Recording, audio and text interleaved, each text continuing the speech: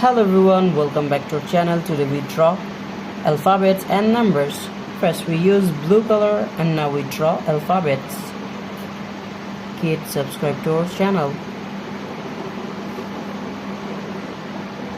First we draw the letter of A. A for apple, A for ant. The next one is B. And now we draw C. The next one is D. D for dog, D for doll. Kids, now we draw the letter of E. The next one is F. And now we draw G. G for God. The next one is H. H for hand. Now we draw the letter of I. I for eyes. The next one is J. And now we draw K. The next one is L. L for lion, L for lemon. Now we draw M. M for mango. Now we draw N. And the next one is O. Now we draw the letter of P. Kids, the next one is Q. Q for queen.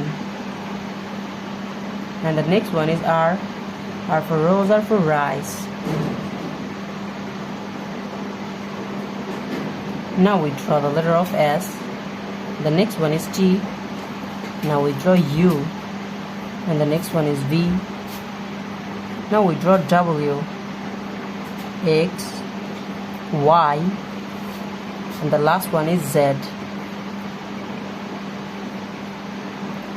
Kids, now we draw numbers.